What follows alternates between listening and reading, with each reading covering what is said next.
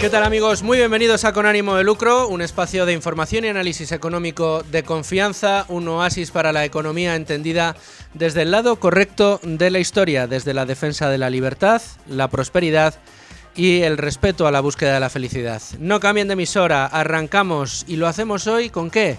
Con las medidas que quiere aprobar el gobierno para los afectados por la dana que ha barrido la provincia de Valencia. Bueno, estamos viendo todos estos días a decenas de miles de personas desplazándose hasta las zonas afectadas por la dana, por esa gota fría que se ha llevado por delante a media provincia de Valencia, que ha dejado a miles de personas absolutamente devastadas.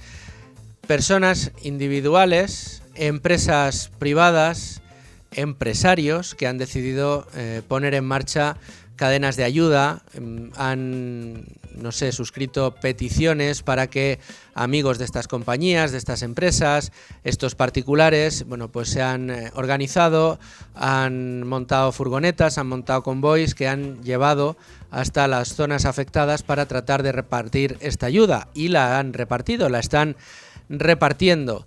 Estamos viendo durante estos días cómo esa iniciativa privada, tanto particular como de empresas, está siendo en definitiva mucho más efectiva que aquella ayuda organizada desde la Administración Central que debería estar llegando desde hace días a los afectados por esas terribles inundaciones. Han pasado 7 días, 7, y hoy se reúne el Consejo de Ministros. Hoy el señor Sánchez pretende aprobar una serie, un primer paquete de ayudas para los afectados por la dana.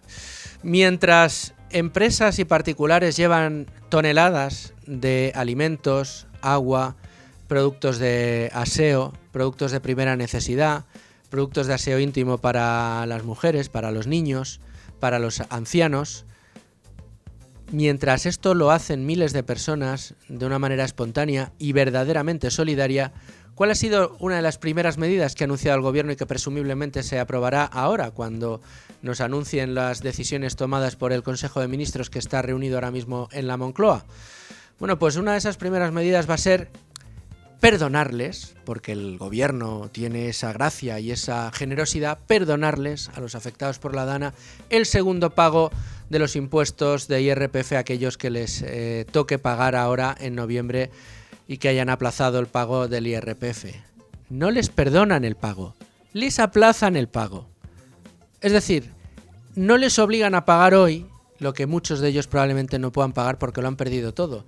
Les dicen que que se lo aplazan, que ya si eso ya se lo pedimos en diciembre o en enero, ya veremos.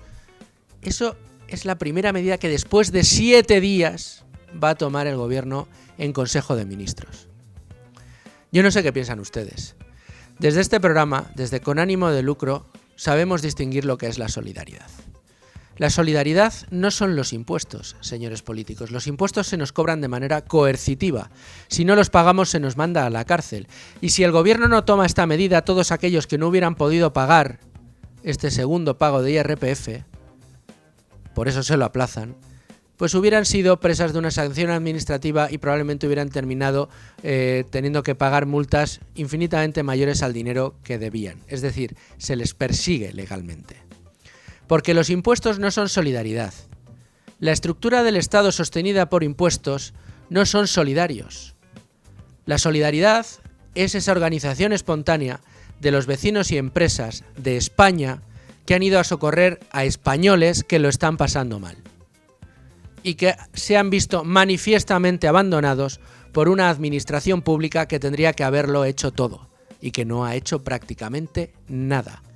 Sí, ya sé que son muchas las tareas que hay que poner por delante, que son muchas las tareas y el orden en el que se tienen que ir produciendo. Primero evacuar aquellos garajes inundados, buscar a los supervivientes, tratar de despejar las calles, después vendrá la ayuda con alimentos, el restablecimiento de la luz y el agua potable. Son muchas las tareas que hay que poner y la administración ha ido abordándolas una a una, pero ha sido manifiestamente insuficiente y son muchos, miles los ciudadanos que se han visto desprotegidos por ese Estado al que le tienen que dar la mitad de lo que ganan cada uno de ellos en impuestos, con la excusa de que esa es la verdadera solidaridad. De eso nada. La solidaridad en España no son los impuestos. Solidaridad es la de la movilización de tanta gente que se ha puesto por delante. Pero el gobierno insiste en que después de 7 días de reflexión, cuando salieron los casos de corrupción que afectaban a su señora, se tomó 5 días de descanso para pensar en su futuro. Ahora, después de la Dana, se ha tomado 7 días, no sabemos si para tumbar Amazon, para que la Comunidad Autónoma de Valencia sufriera lo que es la ignorancia administrativa del gobierno central, o no sabemos para qué, pero ha tardado 7 días en reunir a su Consejo de Ministros para empezar a tomar medidas para ayudar a los afectados por esta tormenta, por esta gota fría que ha dejado tanta calamidad.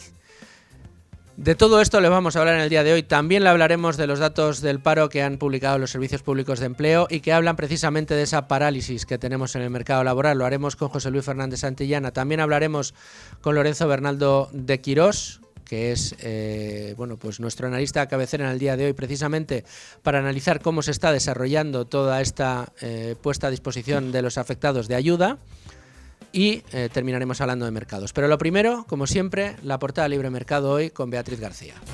Y con Beatriz García, que ya me acompaña. Beatriz, ¿cómo estás? Muy bien, Luis Fernando. Jefa de Libre Mercado, ¿qué nos traes ahora mismo en la portada? Ya veo que tenemos un primer análisis de urgencia de esos datos del paro.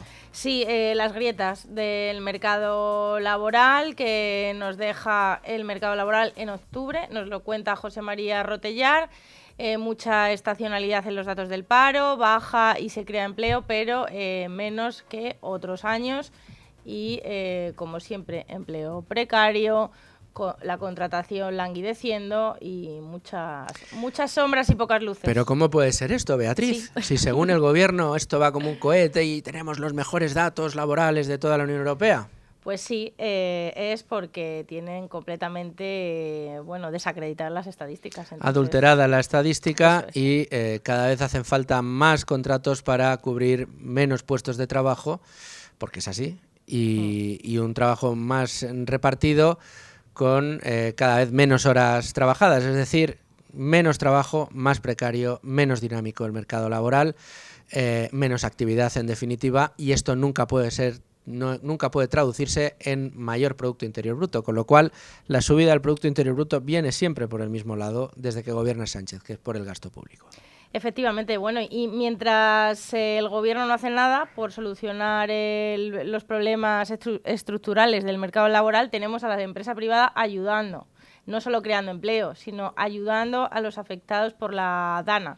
Hemos recogido en Libre Mercado, pues una recopilación de las empresas que están ayudando a todos estos afectados por la catástrofe: Mercadona, Inditex, ACS, muchas de ellas odiadas por la izquierda. Y ahora conocimos más exactamente que Amancio Ortega, a través de su fundación, había tenido la delicadeza de crear otro fondo de 100 millones de euros. Estarán los de Podemos, tirándose de los pelos, que no solo no bajan al barro, sino que no ponen un euro para ayudar a estos afectados. De momento el gobierno, tampoco. Veremos a ver hoy en Consejo de Ministros lo que sale.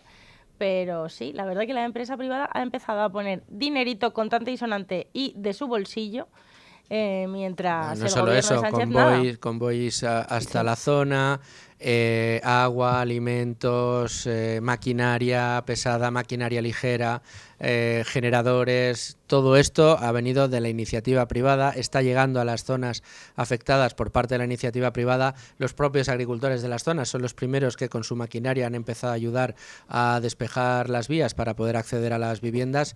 Esto sí que es organizado. Parece que el gobierno... Mira, hoy se reúne, vamos a tratar el programa precisamente sobre esto, Beatriz, sobre la reunión del Consejo de Ministros, 7 días de reflexión por parte del gobierno para reunir al Consejo de Ministros y decidir tomar medidas, digo yo que nos las anunciarán, medidas para tratar de echar una mano en esto de la Dana, ¿no? Me parece que ya sí se ha dado por aludido el señor Sánchez.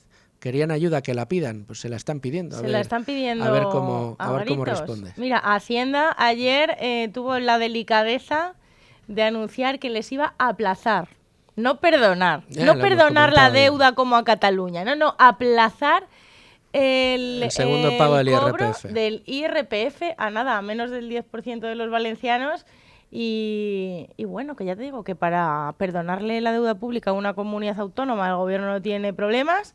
Para perdonar el IRPF a los contribuyentes, no, es un aplazamiento. Fíjate qué detalle, a 200.000 personas, pero si hay muchísimos más afectados. Si hay más de 2,5 millones de contribuyentes valencianos en el IRPF y vas a ayudar a 200.000, o sea, la ayuda llega tarde, a poca gente y mal. Veremos a ver si hoy, ellos sí, ayer nos prometían, sí, va a haber exenciones. Veremos. Vamos a ver qué nos cuentan el Somos Consejo todo de Ministros. oídos. ¿Mañana qué nos vas a traer? Pues más ideas de nuestro gobierno. Estos que dicen que van a solo suben los impuestos a los ricos y que a la clase media la protegen. Vamos a ver cuántos afectados son o tienen coches diésel antiguos, que son muchos. Entonces, todos esos ricos de que tienen un coche diésel de hace 20 años, pues a ver cuántos son en España. Tenemos los datos y los contaremos. Los ricos, porque como dice María Jesús Montero, no le vamos a subir los impuestos a la clase media y trabajadora. Claro. A la primera, a la pues que les ha subido. Sí. Beatriz García, muchas gracias. A vosotros. Hasta mañana. Bueno, y nos vamos ya con el tema del día. A estas horas, como decimos, está reunido el Consejo de Ministros para aprobar un paquete de ayudas para los afectados de la Dana, previsiblemente, igual nos sorprende el Ejecutivo, pero sobre este plan estamos nosotros desarrollando nuestro programa de hoy. No sabemos exactamente qué se va a aprobar, pero sí sabemos algunas de las cosas que se han anunciado, ¿no es así? Leticia Vaquero, muy buenas tardes. Buenas tardes. El Consejo de Ministros va a aprobar esta mañana un paquete de ayudas económicas, fiscales y laborales. También hará la declaración de zona gravemente afectada a la Comunidad Valenciana tras la destructiva riada de la semana pasada. Hacienda autorizará al Gobierno de Carlos Mazón la posibilidad de realizar todos los gastos de urgencia que necesite sin límite de recursos, pero también ha anunciado que suspenderá el cobro del segundo pago del IRPF correspondiente a la declaración de la renta de 2023 para los valencianos, una medida que afectará a 200.000 contribuyentes a los que les salió a pagar y pidieron la opción de poder hacerlo en 2 pagos. Asimismo, con el objetivo de proteger a los trabajadores, desde el Ministerio de Yolanda Díaz han diseñado un paquete parecido al de la pandemia. Así lo explicaba el secretario de Estado de Empleo, Joaquín Pérez Rey, al presentar esta mañana los datos del paro del mes de octubre. El Gobierno de España y el Ministerio de Trabajo y Economía Social va a hacer todo lo que esté en su mano para que nadie tenga ninguna consecuencia negativa desde el punto de vista laboral, desde el punto de vista de la seguridad social. Vamos a volver a articular un escudo laboral que nos permita hacer frente a una desgracia tan luctuosa, que nos ha conmovido profundamente y que desde luego exige de nosotros lo mejor de nuestra capacidad de gestión.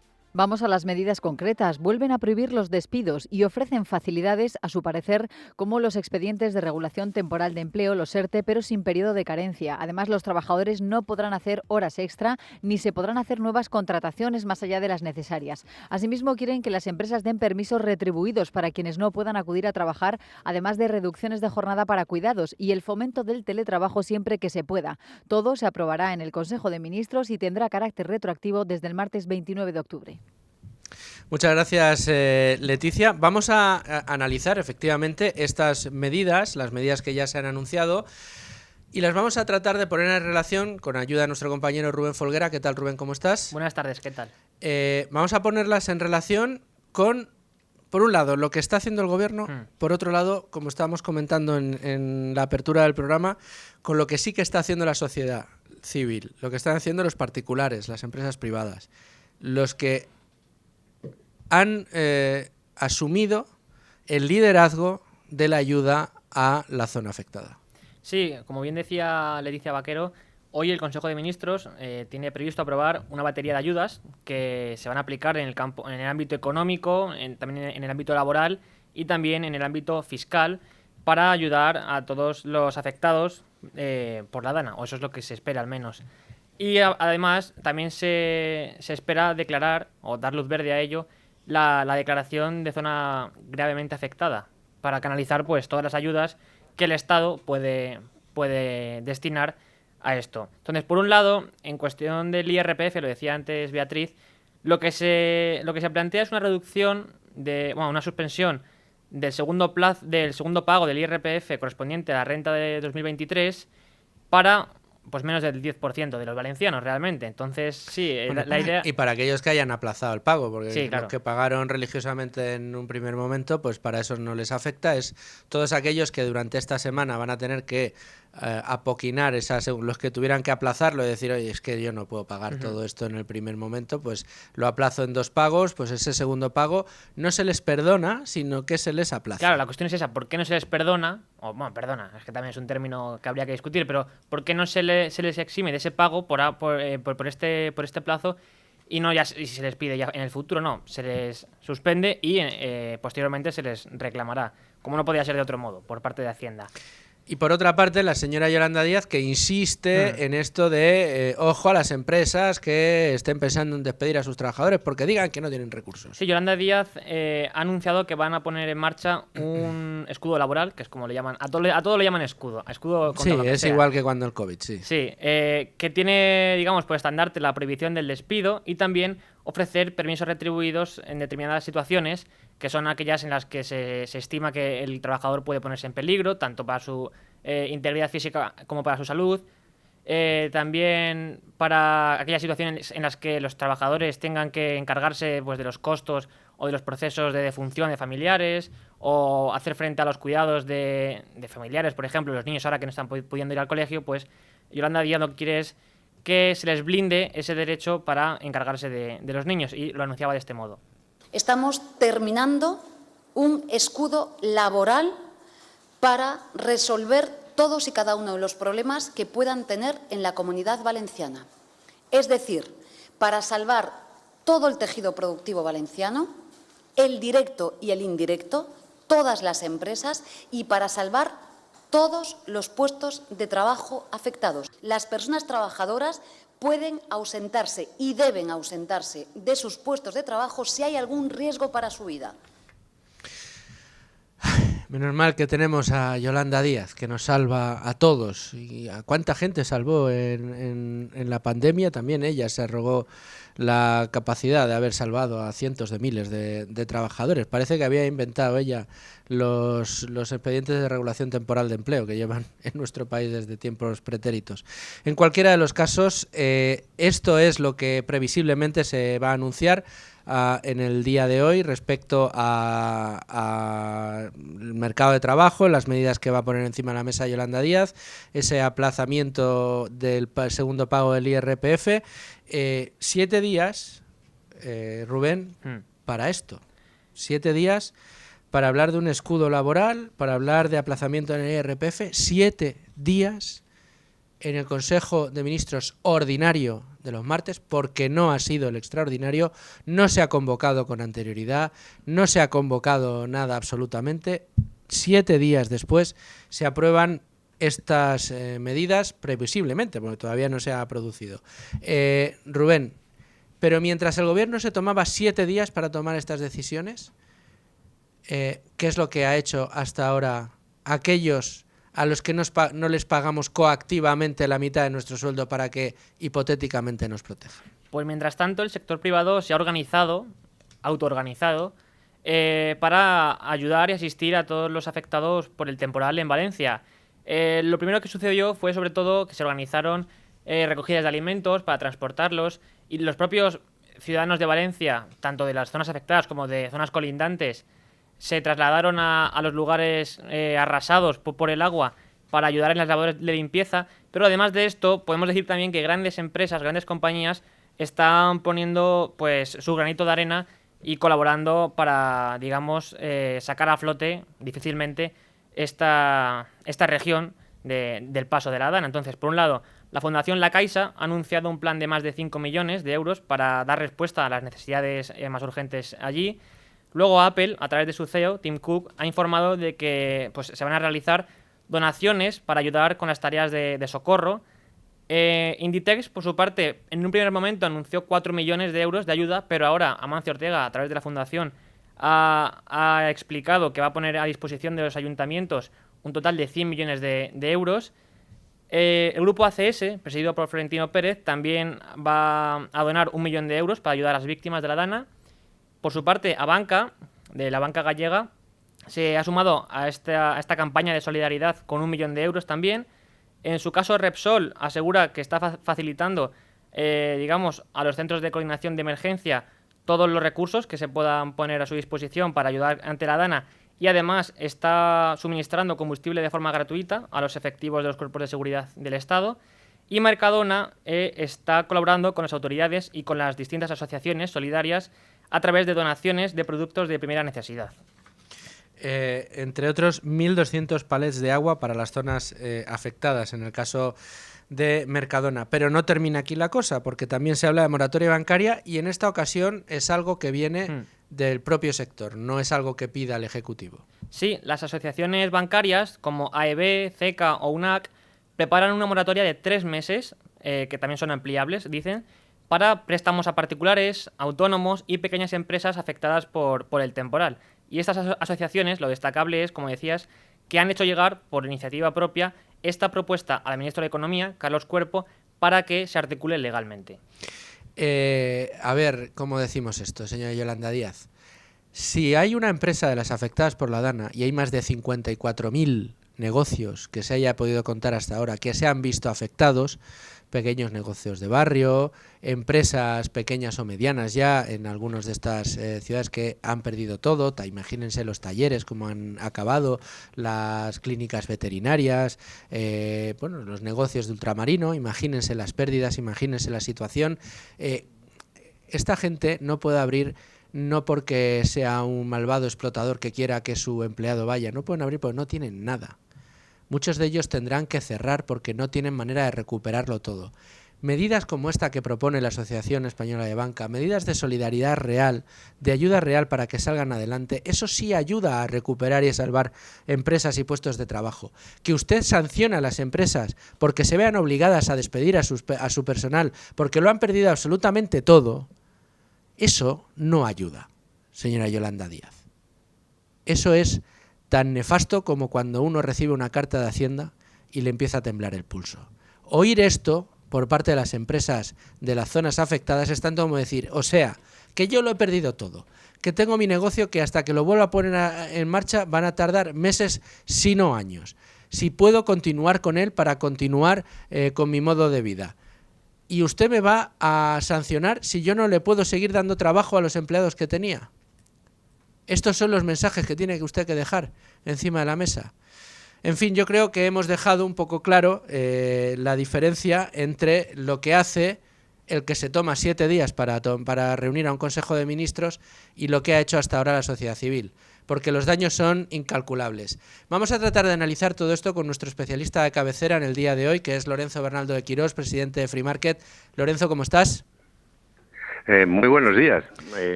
Oyéndote y no dando crédito a los despropósitos del gobierno, los que debíamos estar ya más que acostumbrados. Precisamente queríamos hablar contigo. Es verdad que te tratamos, siempre te pedimos mucho, y lo sé, y por eso te pido disculpas, Lorenzo, pero es verdad que no tenemos todavía la información porque se estará produciendo en estos momentos, estará reunido el Consejo de Ministros en el día de hoy. Si es verdad que tenemos previsión de que se aprueben, bueno, pues esa medida de gracia, ¿no?, que tiene el Ministerio de Hacienda de, hombre, a la gente afectada por la DANA que le tocase entre hoy y mañana tener que pagar el segundo pago del IRPF, bueno, pues ya si eso se lo pedimos el mes que viene, no le vamos a obligar a pagarlo ahora.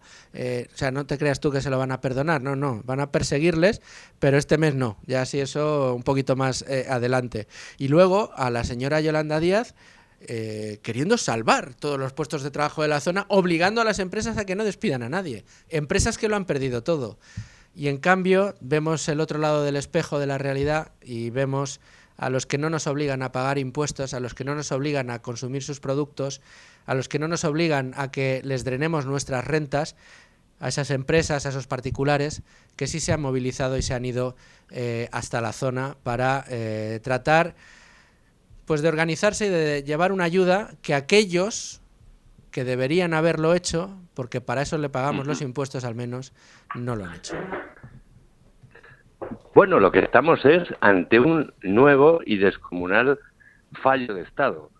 Es la idea inicial que transmite o quiere transmitir el gobierno de que la responsabilidad es de la Generalitat Valenciana y que tenían que haber pedido ayuda y tal, no se soporta, primero desde el punto de vista de lo que son las funciones básicas de un Estado moderno y de un Estado desarrollado en cualquier lugar, que es la rápida acción para proteger la vida y la seguridad de los ciudadanos.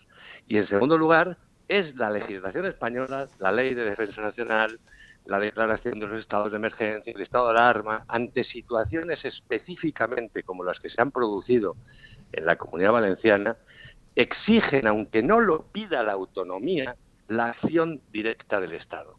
Aquí hemos estado una semana ante una catástrofe inédita y brutal, ante un gobierno que se ha cruzado de manos, que no ha actuado con la diligencia debida y que probablemente su inacción e incompetencia ha provocado muchos muertos que probablemente se hubieran salvado. Ante este escenario, ¿qué ha funcionado? Lo de siempre. Esos terribles individuos egoístas, esas empresas depredadoras que son las que han hecho posible llegar hasta ahora a una asistencia básica que el Estado no ha sido capaz de proporcionar por incompetencia y no quiero pensar que por razones algo más espurias. Comparto esa sospecha de no querer pensar en esas otras razones. Rubén Folguera quería hacerte una pregunta, Lorenzo. Sí, buenas tardes. En este sentido, Rodolfo, buenas. Le quería preguntar por si cree que puede ser una cuestión de incentivos, como bien comentaba, porque sí, se podrá criticar, ¿no?, que las empresas, esto lo harán desde la izquierda radical, hacen esto para lavar su imagen. Bueno, lo hagan por lo que lo hagan y sean cuáles son los incentivos que tengan, al final están ayudando a la gente, mientras que las distintas autoridades claramente están haciendo una dejadez de sus funciones, ¿verdad? ¿Puede ser una cuestión de incentivos? Por supuesto que es una cuestión de incentivos, como siempre. Y en este caso, además, lo que ha mostrado el Gobierno es cómo se responde a incentivos perversos.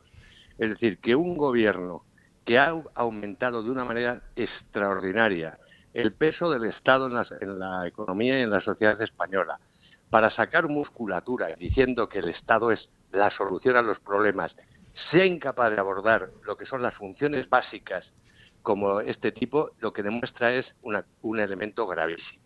Y las empresas, en efecto, responden con un factor, como diría Smith, viejo Adam Smith, que es la solidaridad y el sentimiento de solidaridad natural.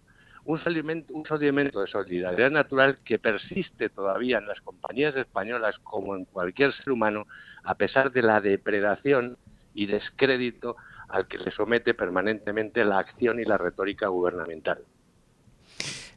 Lorenzo, el impacto de la tormenta, de la gota fría en el levante español se ha llevado por delante de momento, y que se sepa, que se haya podido contabilizar más de 4.100 hectáreas de terreno de cultivo, con una afectación especialmente importante a la campaña de cítricos. Es posible que se haya perdido no la cosecha de este año, sino la de los próximos, porque buena parte de los árboles directamente han muerto, si no han sido arrasados. Son daños, no solo... No sé si podríamos tener algún tipo de... O tú puedes hacernos algún tipo de acercamiento, de aproximación a la magnitud de los daños de los que estamos hablando. Hostelería, no sé si son 54.000 o 60.000 negocios de hostelería que se han visto también arrasados, que lo han perdido absolutamente todo. La zona del cinturón industrial de Valencia tardará años en recuperarse.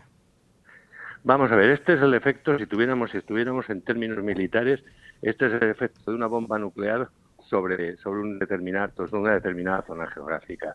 En efecto, se han producido unos daños tanto de carácter estructural y físico, como los que apuntabas en los que son los cultivos y tal, como la propia estructura indirecta que depende de un hábitat económico determinado.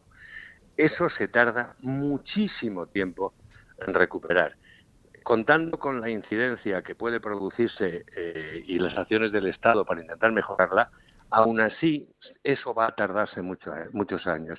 Y en este tipo de zonas catastróficas, aparte de inversiones estatales, que debería hacer obviamente el sector público para restaurar las infraestructuras básicas que su inacción ha permitido que se deteriore en exceso, yo que indiscutiblemente lo que creaba ahí es un auténtico paraíso fiscal, como ha habido zonas como una enorme zona franca, liberada de cargas, regulaciones, impuestos durante un periodo de tiempo determinado para facilitar su recuperación, cosa que obviamente es incompatible con los planteamientos de esta singular tropa que nos gobierna. Eso te iba a decir, que no lo verán tus ojos ni los míos, ese tipo de medidas. Aquí a lo más que llegan es a tomarse 7 días. Es que no me cansaré de decirlo. 7 días, Lorenzo, 7 días de reflexión para reunir al Consejo de Ministros y aprobar una prórroga del segundo pago del IRPF y la prohibición de los despidos. Pero es que parece un chiste de mal gusto. Luis, no tuvieron, ¿verdad que no tuvieron tanta lentitud en acelerar para declarar extraordinaria la elección de los miembros de la reforma de la Radio Televisión Española? No. Es que es surrealista. Es decir, este es un gobierno no solo incompetente e irresponsable, sino escapa a cualquier calificación normal en lo que es la órbita de las democracias occidentales en las que estamos. Esto es el culmen de un proceso. Destrucción de las instituciones, control de la sociedad y la economía por el Estado, el intento, la corrupción, y ahora acaba con un fenómeno trágico de esta naturaleza. Es decir, este país se merece esto. Es realmente kafkiano y dramático. Es decir, esto es la consecuencia última de un proceso de incompetencia, irresponsabilidad, sectarismo y demagogia. Y ahí estamos. ¿Qué va a suceder ahora? Porque siempre parece que es lo último. Es imposible ir más allá ya de la estructura mafiosa y corrupta. Y tenemos la dana y la irresponsabilidad del gobierno. ¿Qué necesitamos más? ¿Cuál será la próxima sorpresa? Porque además es capaz de sorprendernos con cualquier cosa. Cuando no se tienen escrúpulos, todo es posible. Y este gobierno es una muestra patente de eso.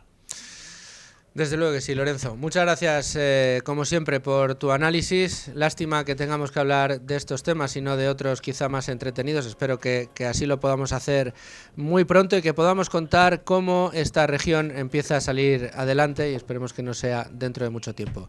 Muchas gracias, Lorenzo. Un abrazo. Bueno, y seguimos teniendo que contarles actualidad. Hoy es un día cargadito de noticias, ya no solo las que corresponden al Consejo de Ministros, del que les estamos hablando, para el que se han tomado 7 días, para pensar a ver qué era lo que podían aprobar respecto a las necesidades que tenemos en nuestro país, pero tenemos otras informaciones que contarles. Ha salido hoy ya, les hablábamos el otro día, probablemente esta semana dediquemos algún día para profundizar en este asunto, pero como la noticia la hemos conocido hoy, se la contamos. Las aseguradoras han dejado Muface desierto, no renuevan el contrato y dejan sin asistencia sanitaria a 1,5 millones de funcionarios. La Mutualidad asegura que la atención sanitaria estará garantizada, inicia los trabajos para una nueva licitación. De momento, las aseguradoras ya le han dicho a Muface que necesitan más dinero para poder cubrir a cada uno de los asegurados dentro de los funcionarios. Y otro de los datos que conocíamos en el día de hoy era el del paro, los datos de paro y afiliación que todas las meses publican los servicios públicos de empleo. Dice el gobierno que el mercado laboral sigue demostrando un buen dinamismo, que seguimos a la cabeza de Europa en la creación de empleo. Sin embargo, vemos que el paro ha subido en más de 26.000 personas, la afiliación a la Seguridad Social ha ganado 134.000 afiliados en el mes de octubre, pero para bucear en los datos y para conocer cuáles son los verdaderos detalles de nuestro mercado laboral, hay que bucear en los datos porque, como les decíamos antes, el gobierno los ha adulterado convenientemente. Para eso siempre contamos con la ayuda de José Luis Fernández Santillana, portavoz de Uso. ¿Cómo estás, José Luis? Hola, muy bien, encantado de estar con vosotros. Siempre es un gusto hablar contigo, José Luis, porque explicas las cosas muy bien, aunque cada vez que hablamos contigo terminamos cabreándonos. Bueno... No nosotros, sino por lo que tenemos que contar. Porque lo quiere, ¿no? Claro, el problema de esto es que nos cuenta medias verdades o verdades que no son del todo... Yo cada día no dejo mucho, el concepto de media verdad por el de media mentira, o mentira y media. Sí, bueno, sí, esto es lo de siempre, ¿no? Es decir, esto es como lo de los fijos discontinuos, y ¿por qué no los llamamos parados discontinuos? Sí, pues Porque es verdad, o sea, están un tiempo en paro, otro tiempo trabajan, eso podríamos nos, llamarlos nos de las dirán dos maneras, que a ¿no? ellos les gusta ver el vaso medio lleno Claro, en lugar de medio por vacío. eso, es decir, que todo, bueno, un poco de optimismo al año no hace daño con la que está cayendo, ¿no? Digo, lo que está cayendo en la Comunidad Valenciana, en Andalucía, parte, Castilla-La Mancha y ahora en Cataluña, ¿no? Es decir, que, Desde luego. bueno, tenemos un gobierno que es más lento que el caballo, el malo, a la hora de tomar decisiones, sobre todo cosas que pueden beneficiar o dar seguridad a los trabajadores, ¿no? Que Desde eso me luego. parece que es determinante, ¿no? Pero bueno, entrando en el tema del paro, si ellos mismos con sus propios datos no son capaces de sumarlos, bueno, yo les puedo dar un cursillo de sumas y restas, estos de las reglas elementales, ¿no? Que nos enseñaron a todos en el cole. Qué bien les Oiga, vendría a si más de yo, uno. hombre, yo creo que sí, ¿no? Pero fíjate que decir, a partir de ese dato inicial que dan siempre del paro registrado, oiga, que son 2.600.000, prácticamente números redondos, es que también el propio Servicio Público de Empleo da otros números de personas que no están trabajando y que están inscritas y por tanto registradas. Es decir, como son aquellos que tienen una disposición limitada para trabajar, que son algo casi 340.000, otros no ocupados, que se supone que están haciendo formación, pero están haciendo formación porque están parados y quieren trabajar, y por tanto están parados. No me cuenten usted películas, ¿no? Y esos son cerca de 200.000. Es decir, que estamos hablando, simplemente haciendo esas sumas, por encima de los 3.100.000, 3.133.740. Si yo le añado a otra gente que está también inscrita en el Servicio Público de Empleo y que no está trabajando, como son aquellos que están afectados por los ERTES, como son aquellos que son los fijos discontinuos en su periodo de inactividad, pues hombre, al final yo creo que el paro real estábamos en torno o está ligeramente por encima de los 3,7 millones. Bueno, yo no tengo ningún interés en que este fuese el dato ni discutir el dato, porque a mí lo que me preocupa en todo caso es la gente que está afectada por esta situación, aquella gente que se inscribe para trabajar y no está contando como parado y por tanto corren el riesgo de que no se estén aportando recursos para sacarles de esa situación. Y yo creo que lo importante no son las estadísticas que nos dan luces, sobre todo son las personas que intentan reflejar las estadísticas y que en algunos casos las tapan con un tupido velo, ¿no? Dos datos que a mí me parece que son muy significativos, ¿no? La gente que se ha inscrito en el Servicio Público de Empleo sin haber trabajado antes son los que más han aumentado, casi 3.000 personas, es decir, 1,23%. Oiga, tenemos un mercado de trabajo que no es capaz de absorber la nueva gente que quiere trabajar, ¿no? Y eso tiene que ver mucho con la actividad económica de nuestro país, ¿no? O sea, los jóvenes menores de 25 años ascienden en más de 8.000 personas, ¿no? Es decir, un 4,35 más que el mes pasado. Hombre, si eso es para estar contento, pues tengo mis dudas, ¿no? Sí. Y luego lo que está claro es que todo lo relacionado con el empleo se está frenando. Es decir, en este caso, la disminución de la gente que está en desempleo ha sido de los 5,7, es decir, ha bajado un 5,7 los desempleados en tasa anual, pero es que eso es prácticamente si uno compara lo que viene pasando desde el 2021, 2022 y 2023, es la más flojita, ¿no? Es decir, que en 2021 el descenso fue del 14 y en el 2022 fue del 10. El año pasado estuvo más o menos como 5,33. Bueno, venga. Es decir, que estamos prácticamente, no hay activación de empleo y esto es lo que realmente es tremendo. Lo que nos tienen que decir es que lo que hay es un montón de gente que entra y sale continuamente por los puestos de trabajo. Eso se llama rotación. Y les doy un dato que me parece que es el más clarificante. Es decir, si uno se va a las prestaciones, es decir, y por tanto la gente que ha dejado de trabajar y se incorpora al Servicio Público de Empleo y pide una prestación a la cual tiene derecho, bueno, las altas que se han tramitado, es decir, por tanto, gente que tiene derecho a la prestación, son más de 500.000, 529.726. Oiga, ¿cómo es posible? Sí, claro, y el paro sube, solo en 20 y tantos mil. Eso quiere decir que han salido, para hacer la cuenta, pues otros tantos, es decir, otros más de 500.000. Oiga, es que así, eso es lo que tenemos. 500.000 de personas, números redondos, que entra y sale continuamente al empleo. Si eso es estabilidad, bueno, pues yo tengo otro concepto, ¿no? Si por estabilidad por estabilidad, estos entienden que esto es como las norias, ¿no? Que dan siempre vueltas continuamente. Bueno, pues sí, serán muy estables, ¿no? Pero desde luego me parece que esto no funciona. Y luego el dato de la afiliación a la seguridad social. Miren, yo he mirado con todo el cariño del mundo, ¿no? Es decir, porque dicen, hombre, puede ser un referente del empleo. Bueno, pues el crecimiento interanual es del 2,47, el más bajo si quitamos el año 2020, ¿no? de la pandemia, pues es que es el peor, es el más flojito, ¿no? De los últimos años. Entonces, oiga, tampoco para estar contentos. Y perdona, Luis Fer, que te digo el último dato que yo creo que es el más escalofriante, ¿no?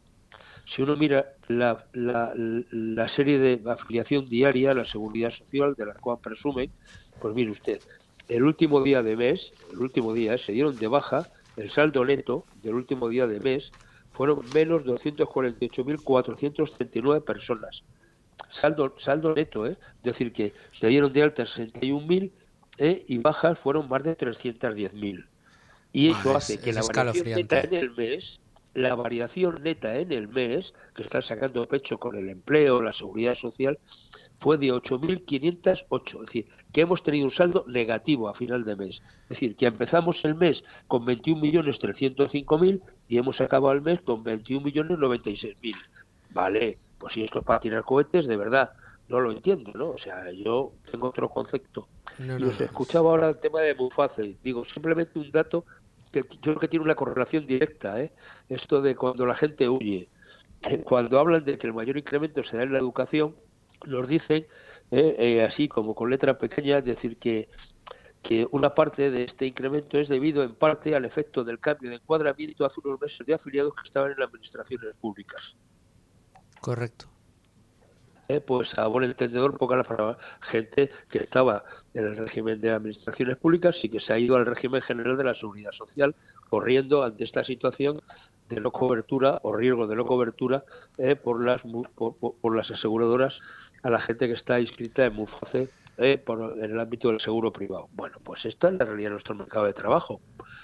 Es una realidad, que como... lamentable, o sea, a mí me gustaría que esto fuese bastante mejor, que parece que somos los cenizos siempre, ¿no? Y que queremos aguarle la fiesta al gobierno y que somos unos aguafiestas y demás, José Luis, pero al final nosotros tenemos que hacer nuestra parte, y nuestra parte es analizar las cifras, y allá donde el gobierno nos enmaraña y nos adultera las estadísticas, nosotros tenemos que dar un diagnóstico real de lo que está sucediendo. Lo que está sucediendo, como bien has descrito, es un mercado laboral que no es dinámico, no está generando empleo, no está dando solución a los problemas de los trabajadores y desde luego lo que está haciendo es precarizando cada vez más el trabajo que tenemos. Y este es el resultado de vuestra estadística. José Luis, no tengo tiempo para más estar contigo, espero muy prontito llamarte si quieres el día que hablemos de Muface, contamos también contigo. Por supuesto, será un placer. Muchísimas gracias, un abrazo muy fuerte. Mercados en los que les tenemos que contar que el IBEX 35 en este momento cotiza en positivo, un 0,17% arriba, 11.825 puntos.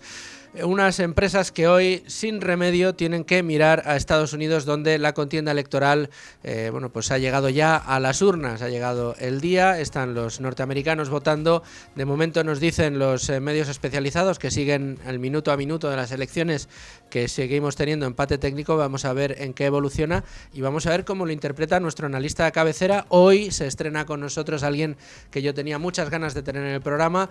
Aquellos que escucharon aquel podcast que hicimos de la gran apuesta pues le conocerán, aquellos que han escuchado Tu dinero nunca duerme también le conocerán, aquellos que siguen a LWS Research y LWS Academy también le conocerán, aquellos partícipes del fantástico fondo de inversión Tercio Capital también le conocen. Él es Edgar Fernández y a mí me encanta saludarte en Con ánimo de lucro. Edgar, ¿cómo estás? Hola Luis Fer, encantado de estar por aquí. Por fin, sí, mira que hemos estado, oye, pero ¿cuándo vas a poder? Bueno, pues mira, ya por fin ha llegado el día, así que un gustazo. Y para mí es un honor porque además tengo a un grande como tú para que me interprete un poco los movimientos en la bolsa. Normalmente tú y yo hablamos de movimientos más a largo plazo, análisis de compañías, otro tipo de asuntos. Aquí ya sé que te he hecho mano de ti para hablar también un poco de cómo se están comportando los mercados en el día a día, pero hoy yo creo que con especial motivo, ¿no? ¿Cómo podemos interpretar los movimientos de cara a esa incertidumbre sobre las elecciones en Estados Unidos?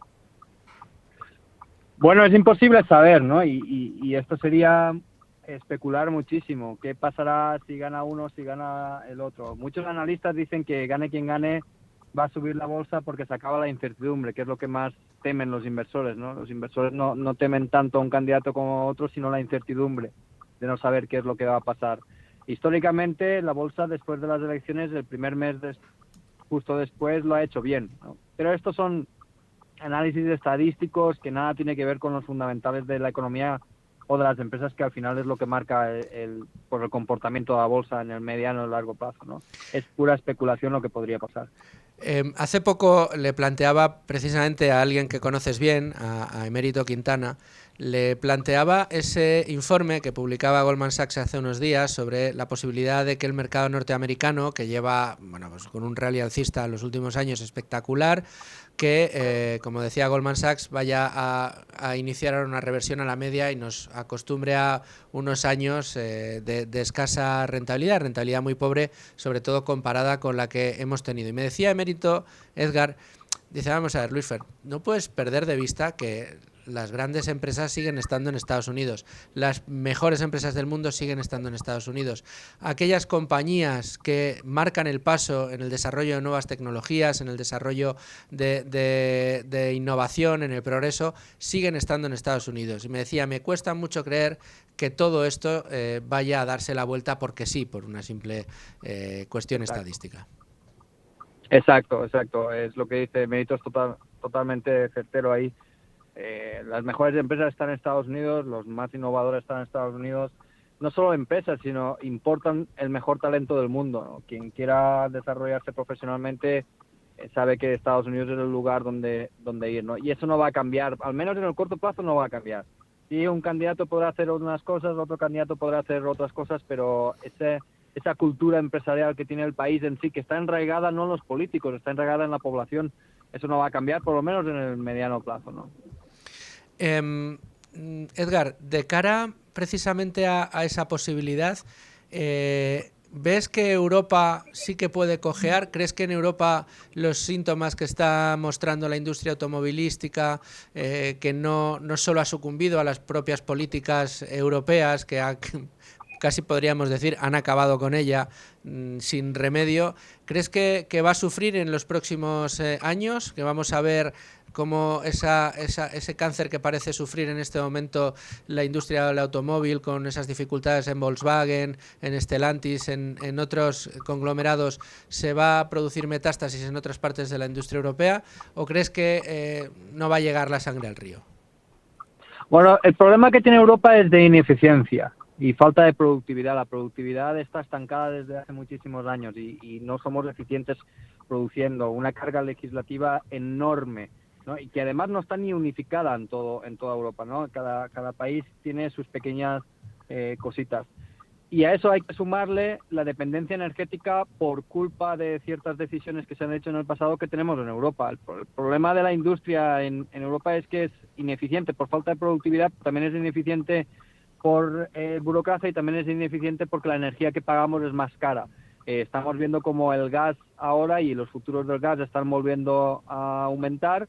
Y ya veremos qué pasa con la industria, ¿no? Empresas puramente industriales que dependen del gas. No dependen tanto como hace 2 años, eso es verdad. El mercado se acopla incluso en las peores circunstancias, pero la dependencia todavía es muy grande y los costes energéticos en Europa son mucho mayores a los que pueden tener las empresas de Estados Unidos, Asia, etcétera, etcétera, etcétera, ¿no? Entonces, sí, la situación para la industria en Europa sí es un poco, pues no es de las mejores que hay, pero al final como inversores lo que te importa es, bueno, pero cuánto de esto está descontado, ¿no? Y si miramos a cómo están cotizando las empresas europeas, y no digo en múltiplos, ¿no? Porque nunca vamos a cotizar como las americanas porque son mejores, ¿no? Sino en generación de caja con respecto a lo que cotizan, pues las oportunidades están más en Europa que en Estados Unidos, ¿no? ¿Cómo ves la inflación, Edgar? Ya que tengo la oportunidad de hablar contigo en el día de hoy. Es verdad que algunos analistas nos dicen que consideran que ya está embridada, que como está cayendo al 2%, bueno, pues que ya va a ir todo mucho mejor y que incluso las previsibles bajadas de tipos de interés de los bancos centrales pues van a favorecer que se genere más negocio dentro de la renta variable, sobre todo es ese sector al que todos miran, ¿no? El growth en las tecnológicas. Sin embargo, algunos otros, como nuestro amigo Gustavo Martínez, nos dice cuidado, tiene pinta de espejismo, si miramos cómo está cotizando el oro, está cotizando que la inflación va a volver a repuntar, los agregados monetarios no han drenado el exceso de masa monetaria en este año de fuertes subidas de tipos de interés, y mucho ojo que aquí podemos encontrarnos con unos efectos de segunda ronda que puedan ser importantes en materia de inflación. ¿Es uno de los variables que estás monitorizando, Edgar, o crees que no? ¿Crees que no vamos a tener grandes sustos en este punto? Cuando Gustavo habla, los demás escuchan, ¿no? Y yo estoy totalmente de acuerdo con él. No tengo una visión de que si la inflación va a volver o no, pero el mercado lo que descuenta es que la inflación va a volver, ¿no? Ya no solo los precios del oro, es que miremos lo que está pasando con la renta fija. A pesar de que la FED ha bajado los 0,5% los tipos de interés de referencia, la renta fija ha bajado de precio, lo que ha hecho aumentar el yield. Entonces, el mercado no se lo cree. Y estamos en una situación, tanto en Estados Unidos como en Europa, más en Estados Unidos que Europa, con altos déficits presupuestarios, ¿no? Y que no parece ser que ninguno de los dos candidatos vaya a cambiar mucho, ¿no? Sí es verdad que Trump sí ha dicho, alguno de su equipo, ¿no?, que va a hacer un recorte presupuestario, etcétera, etcétera, etcétera, pero básicamente los dos candidatos no creo que vayan a bajar los déficits, ¿no? Y además tienes el Banco Central o los bancos centrales, porque aquí en Europa también, bajando los tipos de interés, esta inflación puede volver a repuntar fácilmente, ¿no? Y lo que he dicho antes, ¿no?, los problemas energéticos que tenemos en Europa, que he hablado del gas, pero también podríamos hablar del petróleo, que ahora mismo está bajo, pero también podría aumentar porque se prevé que haya déficit en la segunda mitad del año que viene, déficit de producción. Y no solo petróleo y gas, miramos todas las materias primas, o casi todas las materias primas, las más esenciales para la industria, para la transición verde esta que nos están imponiendo, pues la oferta no está ahí para la futura demanda que esperamos de aquí a 2030, ¿no? Entonces, podemos vivir un episodio como los años 70-80 en el que sí, la inflación parecía que en una primera instancia se había controlado y después vuelve a repuntar, ¿no? Yo no tengo una visión o una predicción de lo que vaya a poder pasar, pero si me hicieras apostar, si me obligas bajo pistola a apostar, yo diría que la inflación tiene probabilidades de que vuelva a subir, ¿no? Y además pues, es que hay que analizar los incentivos. Sí, pero me tengo que quedar con esa apuesta, Edgar, porque vienen los servicios informativos. Prometo darte más tiempo el próximo día y me hablas de esos incentivos, que es muy importante, que son los gubernamentales, me figuro, era de los que me ibas a hablar. Edgar Fernández, muchísimas gracias por estar con nosotros. Gracias. Los servicios informativos, volvemos enseguida a la 1 después del boletín. Continuamos Con Ánimo de Lucro y lo hacemos ahora con Domingo Soriano. ¿Qué tal, Domingo? ¿Cómo estás? ¿Qué tal, Luis Fernando? Compañero, amigo, compañero de fatigas, los domingos en Tu Dinero Nunca Duerme, en la redacción y en muchos fregados, como se suele decir, en los que nos terminamos metiendo. Y yo, como tengo este programa ahora todos los días, le he dicho, pues oye, yo te tengo que meter en este fregado para que me cuentes algunos de los asuntos más importantes de los temas que habéis tratado durante estos años en la pizarra de Domingo Soriano. Y yo te quería proponer en el día de hoy un asunto que yo creo que has tocado en muchas pizarras de manera tangencial, pero no sé si en alguna dedicado de una manera directa. Sí que lo has hecho en Economía para quedarte sin amigos, pero yo creo que se trasluce de muchas de las pizarras que has hecho. Y es la relación que existe entre el concepto de la felicidad y el concepto del dinero.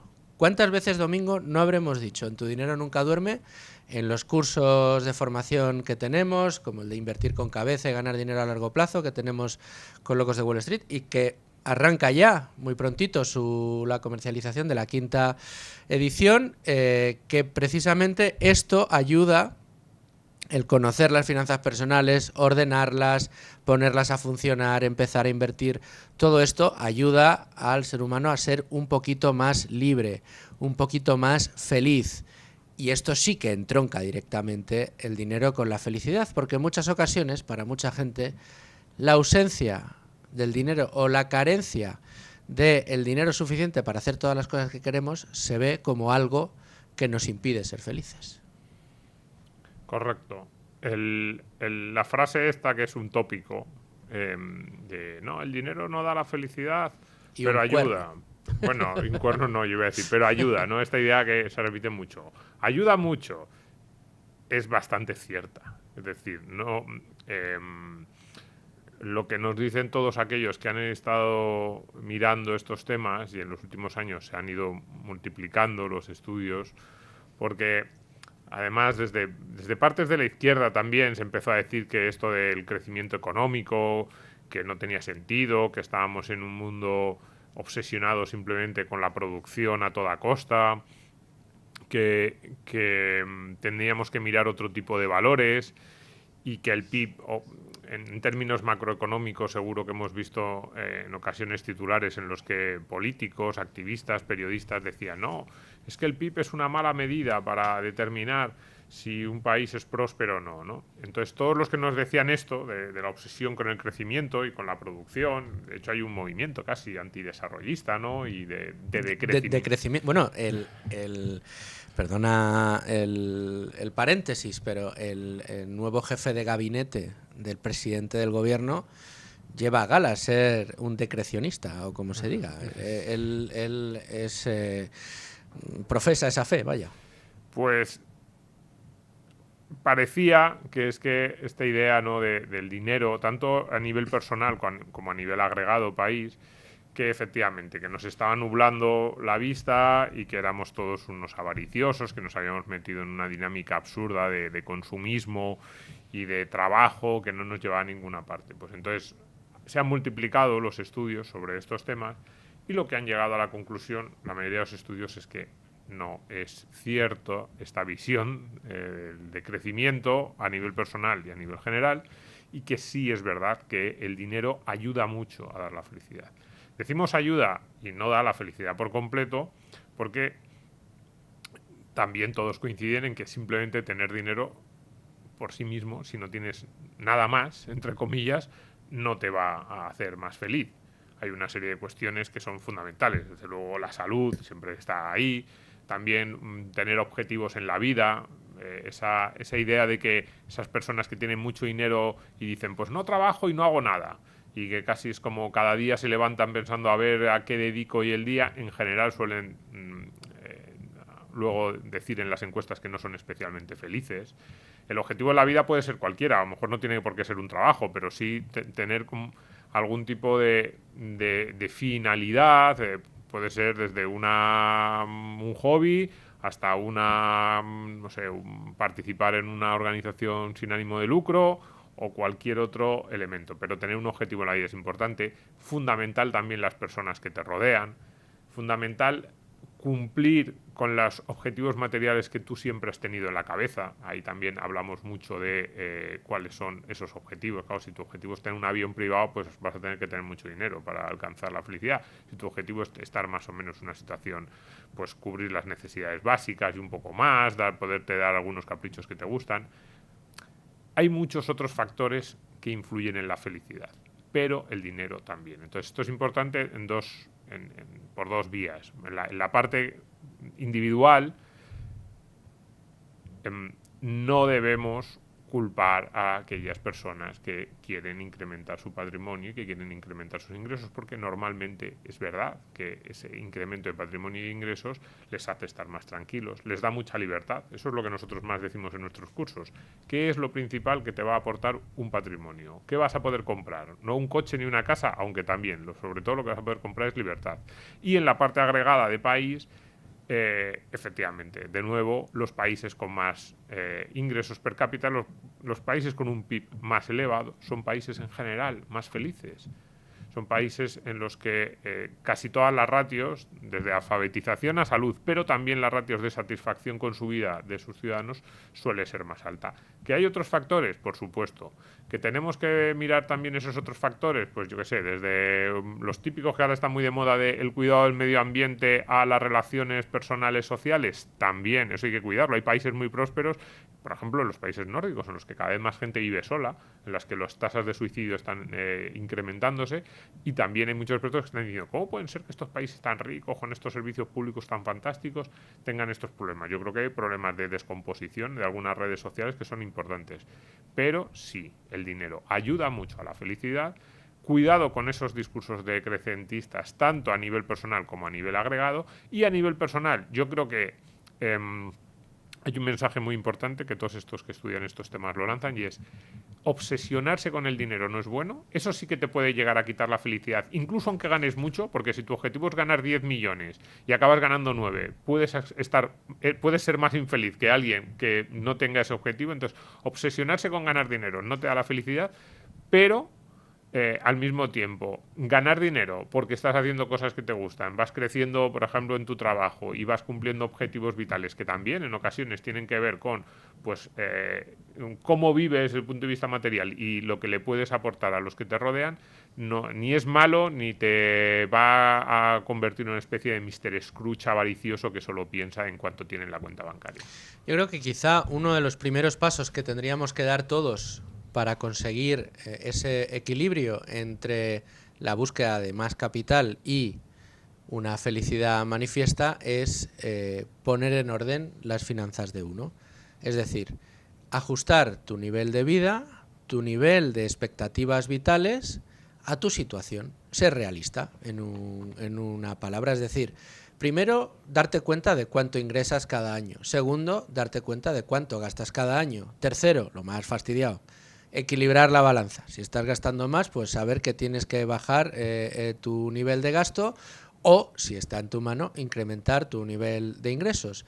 Y a partir de ahí, partiendo de esa base, alcanzar objetivos se ve de otra manera, ¿verdad, Domingo? No es lo mismo que todos los meses, todos los años tengas que estar en esa carrera a intentar pagar la última factura y ya, pues ya el mes que viene, ya como el mes que viene esto ya lo he pagado, ya entonces ya me puedo poner a ordenar mis finanzas. No.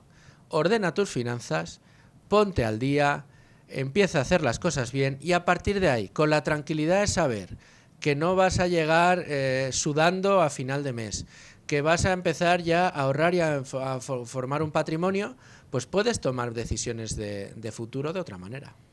Sí, partiendo de esa base yo diría que hay que ser ambiciosamente realista. Realista porque es absurdo estar todo el día pensando, ay, qué feliz sería yo ganando mucho más, pero ambicioso porque está bien que puedas tener metas, pues las que sean, desde mandar al niño a la universidad hasta pues vivir en una casa un poco mejor, y que no pienses, oye, ¿cómo puedo hacer yo para conseguirlas? Pues yo creo que hemos conformado una pizarra muy buena. Ya te he dado una idea para algunas. Si algún día te quedas en blanco y no sabes qué tema poder tratar. Y en cualquier caso, pues te agradezco que nos hayas compartido tu sabiduría. Muchas gracias, Domingo. Muchas gracias. Y llegamos a una de las secciones más esperadas de las que tenemos en Con Ánimo de Lucro, la que cada semana nos trae a José Ruiz de Alda, asesor de CIMA y profesor de la Universidad Francisco Marroquín. Amigo de este programa. José, ¿cómo estás? Pues encantado de estar aquí, como siempre. La verdad que es un ratito muy agradable el que tenemos aquí, porque hablamos de liberalismo, hablamos de inversiones y hablamos de los títulos que nos han hecho aprender más en liberalismo y en inversiones, en economía, en definitiva. Y además, pues recomendando esos títulos que hemos leído, a veces yo, a veces tú, a veces los dos, en este tipo de materia, y que al final la gente pues va tomando nota y se va haciendo su pequeña biblioteca. Es la biblioteca Con Ánimo de Lucro. Y hoy además nos traes un título de un amigo común. Efectivamente. Que es Juan Ramón Rayo, nuestro amigo Juan Ramón Rayo. Sí, el libro es Una revolución liberal para España, y además, bueno, como comentas, pues nos viene muy bien, porque a mí personalmente este libro lo leí hace varios años y bueno, me encanta poder volver a estos libros que me han aportado algo, nos han aportado algo, ¿no? Y poder contárselo a nuestros oyentes. Sí, es verdad que Juan Ramón, digamos, ahora todavía está, casi podríamos decir, en promoción de Anti-Marx, esa casi enciclopedia que se sacó el año pasado, hace 2 años fue cuando lo estrenó, cuando lo presentó, y la verdad que es un tratado espectacular, muy importante, puede ser quizá una de las obras más importantes de su carrera hasta la fecha. Pero esta Revolución Liberal para España es un libro, yo creo que muy útil conceptualmente hablando, ¿no, José? Entre otras cosas porque plantea una hipótesis de entrada que yo creo que muchos nos hemos preguntado más de una vez, ¿no? Es decir, vamos a ver, si tú que eres súper socialista estás pidiendo esto, que yo también lo pido, ¿por qué quieres hacerlo por el camino equivocado? El que nunca conduce a eso que quieres. Es decir, todos queremos vivir mejor, todos queremos tener una prosperidad mayor, tener un sistema sanitario mejor, unas infraestructuras mejores, una educación más accesible y mejor. Es decir, queremos mejorar en todo. Pero hay 2 maneras de momento de interpretarlo. Una es dándole más poder al Estado para que lo consiga, y nos damos cuenta que cuanto más poder tenemos, menos buena es la sanidad, la educación, digo, más poder tiene el Estado, y hay otra manera de conseguirlo, que sería esa gran revolución liberal para España que propone Rayo, ¿no? Totalmente. Y a diferencia un poco del libro que comentabas de Rayo, de Anti-Marx, que es un libro en el que disecciona todo el pensamiento de Marx y lo analiza incluso en el alemán originario, y digamos que es un libro mucho más complejo en el sentido y mucho más teórico en el sentido de diseccionar la teoría del Marx y tratar de primero diseccionarla y luego rebatirla, ¿no? Punto a punto. Correcto. Este libro es un libro que, en mi opinión, pues para la mayor parte de la gente que no es tan teórica, es más interesante, porque es un libro que nos da las pautas para transformar un Estado o un país como es el español, que es un país pues tirando a bastante socialista en el sentido de la intervención que tiene el Estado y el peso que tiene el Estado en la economía, pues hacia un país mucho más liberal, ¿no? Y además, permíteme que te diga que es especialmente de actualidad, o está de actualidad especialmente, porque no se le escapará a más de uno que tiene mucho que ver con lo que está haciendo Milei en Argentina. Es decir, es un poco la guía muy similar a la que Milei pues está llevando a cabo en Argentina, ¿no? Entonces, te explica punto por punto y lo podremos ver, ¿no? Podremos ver qué medidas toma, por ejemplo, Javier Milei en Argentina y cómo tienen que ver con la explicación que hace Rayo de las diferentes reformas en los diferentes ámbitos y cómo pueden traer mayor prosperidad económica, ¿no? Milei que bueno, está revolucionando todo absolutamente. Y es curioso, mira, tenía yo hace unos días en la sección que tenemos de echar esa gran mirada a la gran apuesta liberal que supone Argentina, hablamos intermitentemente con Alan Reitmayer, que nos atiende desde Buenos Aires, y con el profesor José Ignacio del Castillo, que también tiene un foco muy puesto a Argentina, para ir semana a semana analizando cómo va evolucionando esta gran apuesta liberal. Y hace unos días, insisto, con Alan Reitmayer nos comentaba, o comentábamos los dos, cómo se ha caricaturizado tanto al personaje. La izquierda le ha vestido de payaso, de loco, de desquiciado, de persona con la que no te irías ni a tomarte un café, etcétera, etcétera. Se ha querido caricaturizar, insisto, al personaje, y es un personaje que no solo no es caricaturizable, sino que tiene un pozo intelectual importantísimo, que es un tío que sabe muchísimo, que es un auténtico genio y que está consiguiendo colocar a Argentina allá donde quería colocarla, que es a la vanguardia del progreso en el continente y más allá, en convertirlo en la nación más próspera del mundo, cuando venía de ser una de las naciones más pobres y más depauperadas, no solo del continente americano, sino de todo el mundo. Con lo cual llegará el día en el que todos aquellos que le han criticado y le han vestido prácticamente como el demonio en la tierra, tendrán que rendirse a la evidencia, decir: jolín, es que, claro, cómo cogió Argentina a Javier Milei, cómo la ha dejado, pues o sea, no tiene otra interpretación posible que no sea la de que han triunfado las ideas de la libertad, ¿no? Totalmente, y realmente se le juzga muchas veces más por sus formas, que obviamente son algo histriónicas, pero que yo a su vez creo que eran necesarias para llamar la atención de la gente joven en Argentina y darse cuenta del problema que existe, ¿no?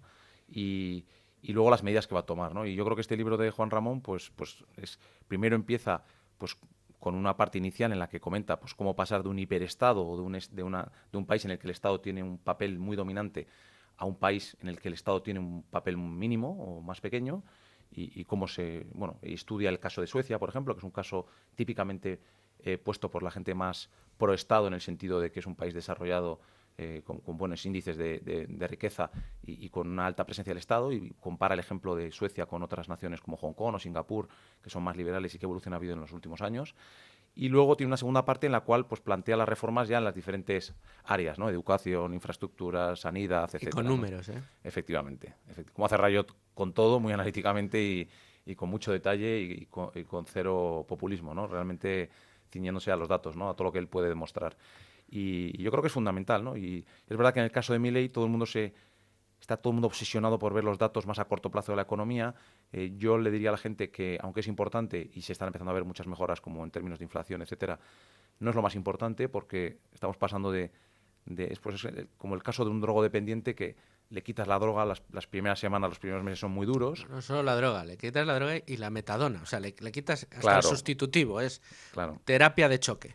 Es una economía que está totalmente, pues en la que una gran parte de la sociedad civil es dependiente totalmente del Estado, y en el momento que quitas ese sistema de dependencia, pues inicialmente es duro, pero es el caldo de cultivo para que venga algo mucho mejor, ¿no? Que es gente dependiente, capaz, que se pueda desarrollar su propia vida, generar servicios y productos que mejoren la vida de los demás, que es lo que está buscando, ¿no? Entonces, bueno, personalmente creo que este libro es muy interesante porque explica muy bien y de forma muy razonada y muy demostrada por qué él cree que es el camino correcto, y además porque está totalmente de actualidad y tenemos un ejemplo en vivo y en directo, que es Argentina, ¿no?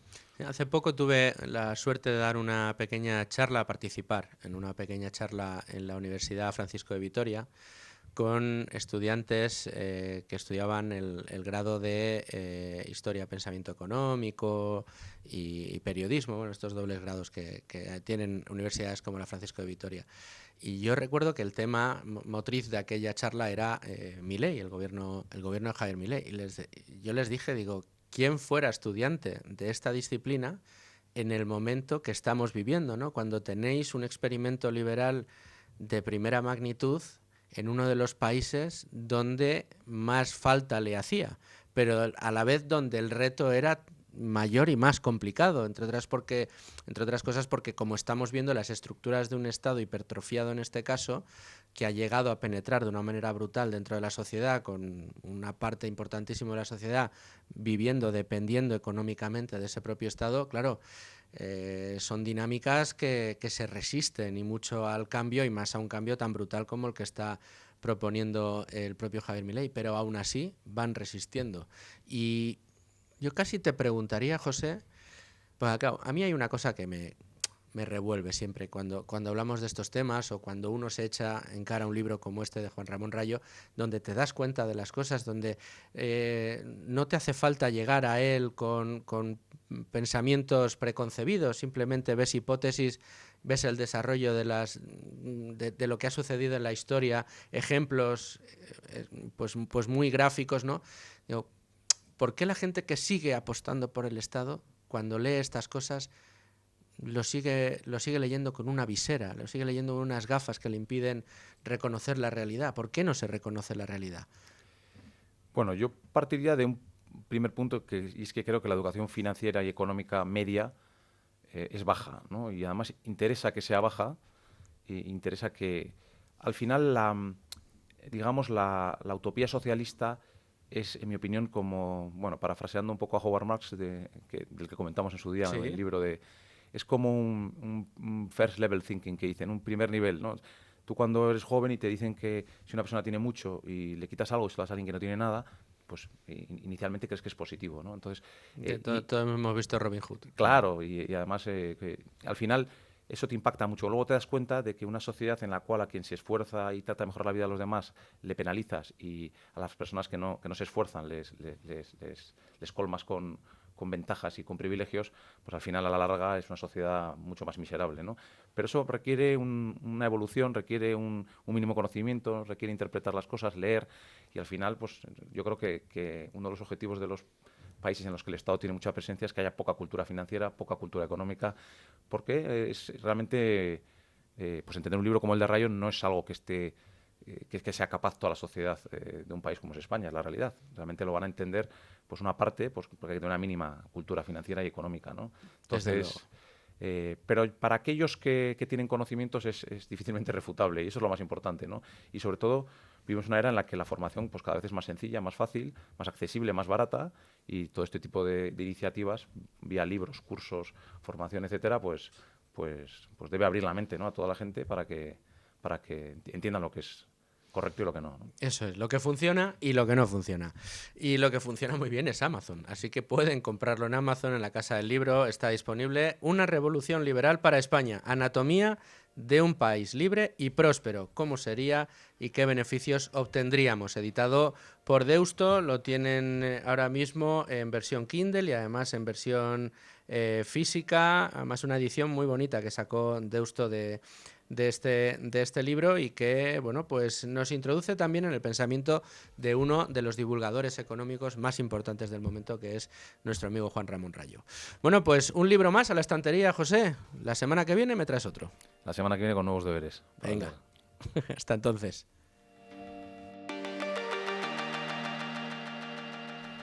Y a todos ustedes, señores oyentes, muchas gracias de nuevo por estar ahí un día más. Aquí les espero mañana, ya ven, con asuntos siempre de su interés. Hasta entonces.